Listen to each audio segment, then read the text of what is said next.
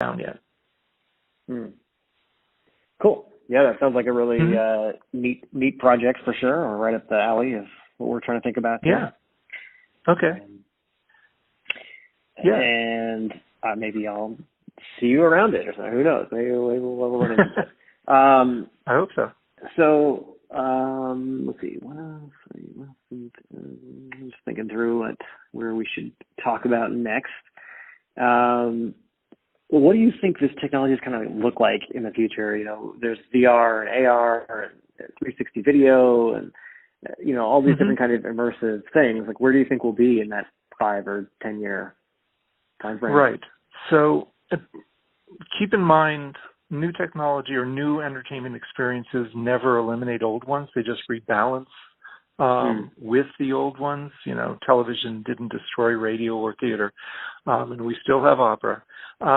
So in the future, it's really going to depend on the use cases and the consumer's desire to experience something. I think they'll all be there. Augmented reality, I think, is going to be huge simply because everybody knows the form factor has to come down to like a pair of sunglasses. And it may be a pair of sunglasses that need to be somehow connected up to your cell phone for the processing power. But when you get glasses one step below what ODG is doing, which look like sporty sunglasses but are kind of heavy, once you get the sunglasses, then it has the potential of being socially acceptable to wear those things all day long. And that is going to be part of lifestyle. VR will always be marginal simply because it blocks off the world and people aren't comfortable doing that. But there are real reasons to do it, such as learning how to use heavy equipment when you can't have the heavy equipment there, or going to different worlds and multisensory experiences. I don't know if you know Jeremy Bailenson at Stanford, but he says the things that are best in VR are things that are expensive, rare, dangerous, or impossible. So if you get one or a mix of those 4 things, that's a good VR candidate for a VR experience. And then when you get into the 360 videos, I mean, that's a no-brainer. You can just throw that into the AR or the VR glasses. One company we're working with here at the ETC has glasses that transition smoothly from AR to VR and back again. So once you get that sunglasses form factor, if they're able to black out the world, suddenly you've got a VR headset. And so you can have that experience, but I don't think people will want it for long. You've got to add on to that the audio, because audio is more than half the experience. You get audio sound cues from all directions around your head, and you really need that in AR and VR. And we'll see where the other multisensory things like the haptic feedback gloves and scent necklaces and things like that, those are probably, again, be marginal. But AR glasses for sure, just like the earpieces for your cell phone that people used to wear like 10 years ago. We'll cycle through a time when they'll all be totally acceptable and fashionable. I'm not waiting for the contact lenses. Go ahead. Okay. You said 360 video is a no-brainer, which is kind of surprising. Like there's, that's been out for a while and people aren't using it a ton, or it's not all over the place. So why do you think it'll be so good? Oh, yeah. No. But you need consumers to adopt the entire ecosystem. 360 videos have been out for a while. People who want to see them look at them for 2 seconds on their cell phone, waving their phone around, and then put their phone away. When we get the AR glasses that are wearable all day long, then you can do the 360. It's a no-brainer for me from a production standpoint, just because it's so cheap relative to, an interactive VR experience. You're basically just plopping a 360 camera down and doing some edits, maybe having some hot spots. It's good for in-video purchases and things like that. But it's a no-brainer to me just because anybody can do it even now. Yeah. And so it's easy to produce. Like, do you think it's exciting enough for people, or what'll be the hook that, or maybe from your cinematic arts part of your thinking, like what's the hook that makes people really want to get into that? Yeah, I'm not going to buy into the exciting part of it. It can be exciting.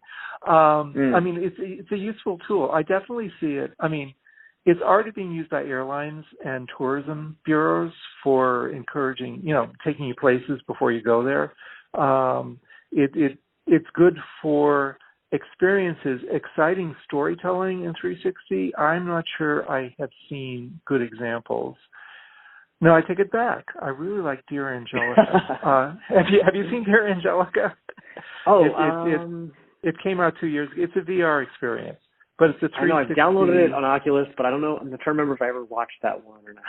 I think I did. Yeah, watch it. It's got very subtle interaction, but it's effectively a 360 video. But it's pure animation. And when you said 360, I was thinking of live action.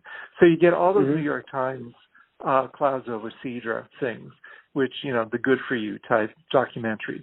And they're immersive. They're engaging. We'll see how long that lasts before people get numb to the engaging and emotionally drawn in side of things. But I just think it'll be just like picking up a magazine or scrolling to a news site. It'll say, it may not be a separate thing so much as it'll be a resource within a mixed media experience. Schools are already using them for geography and things like that. And it's not like the kids are loving them. It's like, okay, put on your cardboard for 2 seconds and look around the space while I talk about it. Yeah.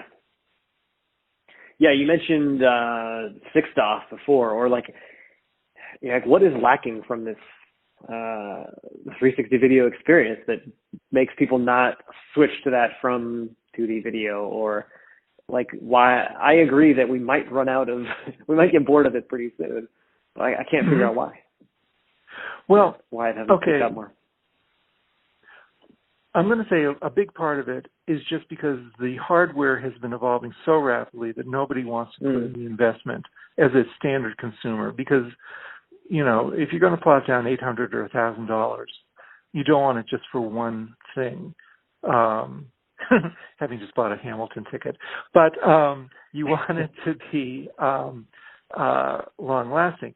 So look at the explosion of location-based entertainment. Look at the spaces and the dreamscapes and the zero latencies and the void and things like that. That's where consumers are going to get their first real experience of VR, of fixed off, walking around with mixed reality experiences of physical objects. And that may end up being the driver. And it may take a couple of years before the hardware for consumers settles down to the point where people want to do it. We also have the whole production workflow standards issue where, you've got different controllers out there that require different APIs. And the economics of developing for those aren't that great. So you have mass. There are a couple of games out there. There are a couple of experiences that have sold over $1 million worth of product, but just a few, simply because the headsets aren't out there. Like I said, because the consumer proposition isn't there above cell phone or the mobile cases that you put your cell phone into. Those have the potential of being like a fun throwaway product. I've seen $30 mobile headsets with built-in speakers that are high-quality speakers that you can just, throw onto the ground. Nothing happens to them. Throw them into your backpack. They fold up because they're soft plastic.